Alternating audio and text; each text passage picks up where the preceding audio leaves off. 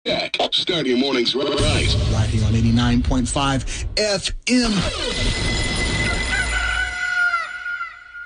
895 Subic Bay Radio. We are coming to you live from the #1 tourist destination in Central Luzon. 7 straight years now, the Subic Bay Freeport Zone. Hey, what up, everybody? This is the Morning Brew Show. You're with DJ Tommy G, the Hitman. All right, and it's still rainy, you know. Ayaw pa rin tumigil ng pag-ulan. It's been raining since for like forever now. And hopefully hindi sumabay sa high tide. Alam nyo, the problem is, if you notice, madalas yung mga pagbaha natin, lalo na sa bayan ng Olongapo, the city of Olongapo, yung mga flood-prone areas, sabay yan eh. Pagka malakas ang buhos ng ulan, ayaw tumigil, and then high tide. Okay? So if I were you, I'm always gonna check the high tide schedule. Lagi nating bibisitahin or hahanapin yung high tide schedule. You can check it on the internet naman if you guys are in front of your computers, your gadgets, and you got internet. You can access the high tide and low tide schedules on mostly weather channels, of course. All right? So iba nga ang handa, iba ang prepared, iba ang may alam. Kung alam niyo yung high tide schedule, makakapaghanda kayo, you are well prepared. Better, lalo na yung mga low-lying areas, yung mga madalas sa bahain, yung prone sa pagkaipon ng tubig. Minsan hindi naman lahat ng areas natin is hindi naman lahat actually madaling bahain. May mga nagkataon lang na may mga areas na malakas mag-ipon yung tubig doon. Well, a lot of factors there. Una nga, low-lying. Pangalawa, baka yung mga drainage area dyan sa area ninyo, yung mga drainage, yung mga kanal, ayun, ginagawang basurahan. Up to now, sakit pa rin yan. Hindi pa rin mawala-wala. Yes, I can see it here and there. Bago pa magtag-ulan, maglakad-lakad ka, makikita mo yung mga drainage ditch, may mga plastic bottle ng C2, ng soft drinks, may gulong ng bike, yung goma, yung outer tire. Minsan may mga piyesa-piyesa pa nga na tinapon, kinalas, sus Mariosep, hindi nagtatapon properly. And another thing is, here's another tip. 'Di ba? Kapag magtatapon kayo ng mantika, yung pinagprituhan, lalo na kung pinagprituhan ng baboy, pork. Mas maganda wag niyo itapon sa drainage. Okay? Mas maganda po ilagay niyo na lang sa garapon. Or maybe until such time na may mag-offer kung saan, may mga nag-offer kung saan pwede i-recycle yung mga yan Okay? Kasi pag tinapon natin sa drainage ditch, akala nyo wala na yon. Nando doon yun, mamumuo. Pag yun namuo, makaka-contribute sa pagka-clog ng drainage ditch. Okay? So, nakakadagdag sa pagkabarayan. Tayo rin ang may gawa, ang may kasalanan. Bakit barado ang mga kanal? Bakit barado yung mga daluyan ng tubig? Sinong sisisihin nyo? Yung aso. Yung pagong na naman, walang kinalaman. Di ba? Ikwento nyo naman daw sa pagong. Tao ang may gawa. Kung ba't nagbabara yung mga yan, wala nang iba kundi tao. Okay? Hihirit pa Pero daw, pero, no. Wala kang lusot, tao ang may gawa niyan, okay? Pwede nyo ikwento sa pagong kung gusto nyo, kaya lang magmumukha kang tanga. Kasi pag kwento mo yan sa pagong, yung pagong nagtatago sa shell. Pumapasok yung ulo sa shell. Time for me now to give you the latest piece of news from the Presidential Communications Office. The PCOO, the Philippines and the U.S. agreed to strengthen alliance through greater cooperation. All right? The Philippines and the United States made a renewed commitment to strengthen their partnership in various areas of mutual interest following a meeting between President Rodrigo Roa Duterte and the U.S. Defense Secretary Lloyd Austin in Malacanang.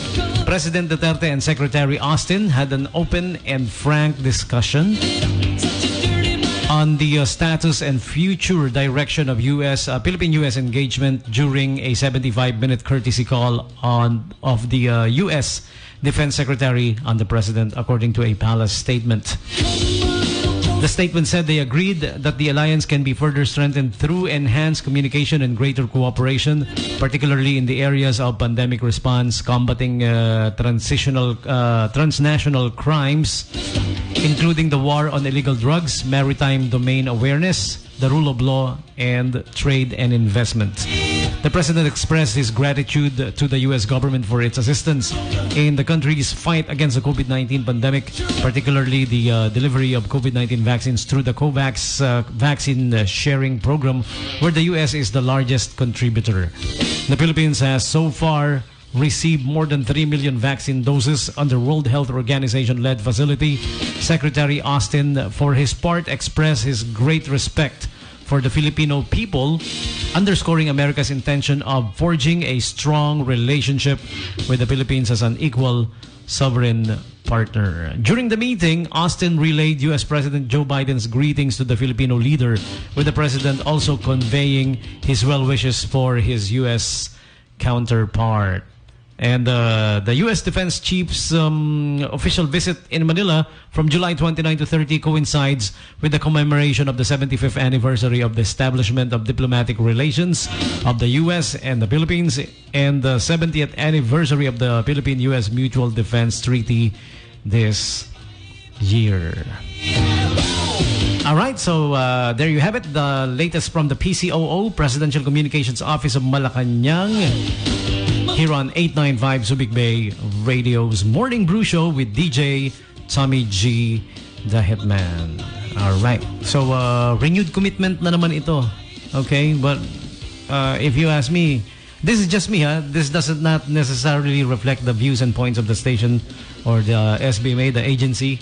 Okay? Si DJ Tommy lang po ito, ha? Baka sabihin nyo, ito yung thinking ng SBMA tsaka ng 89.5. Hindi. This is just me. Just me.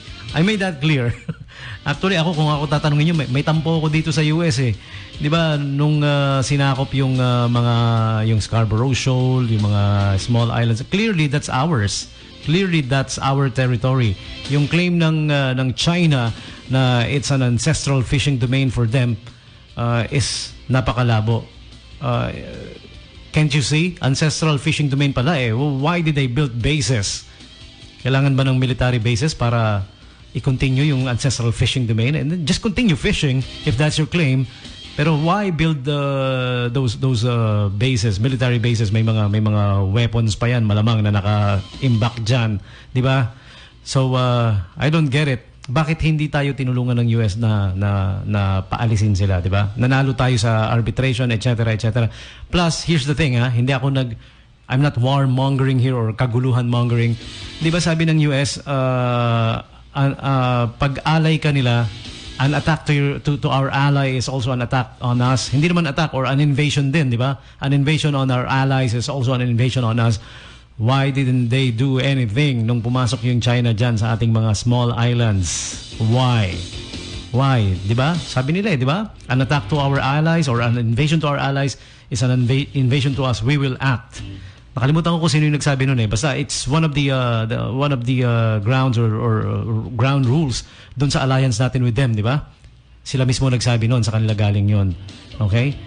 Eh, dun sa isa sa mga excuse na nabasa ko noon, na narinig ko noon, hindi naman daw tayo pinasok, in-invade.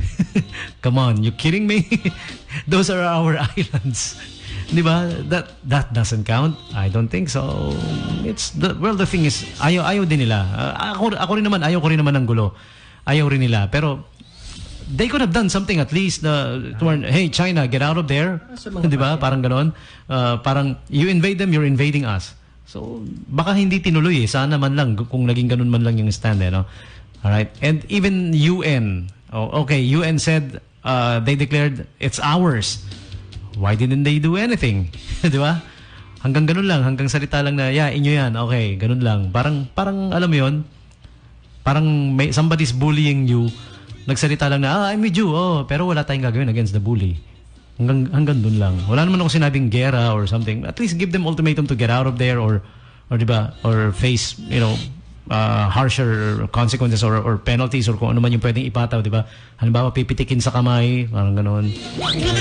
Kukurutin sa singit si China or pipingutin, hihilain yung patilya, which reminds me of my grade school teachers. Yeah, there you go. Yun lang naman yung sentimiento ni DJ Tommy G. Which I bet no one gives a A flying donkey. Okay, so we need to take the quick bottom of the hour break. No, top of the hour break, not bottom of the hour. Once again, you're tuned in to 895 Subic Bay Radio. We are coming to you live from the #1 tourist destination in Central Luzon. Keep it here up till 1 p.m. The Morning Brew. Hey, Friday Rewind. Music of the 70s, 80s, and 90s. All Friday long. So join me and jam with me. We will be right back. In a recent survey, you told us you want to win cash, cars, and trips. It's good to want things. 89.5 rocks. Subic Bay.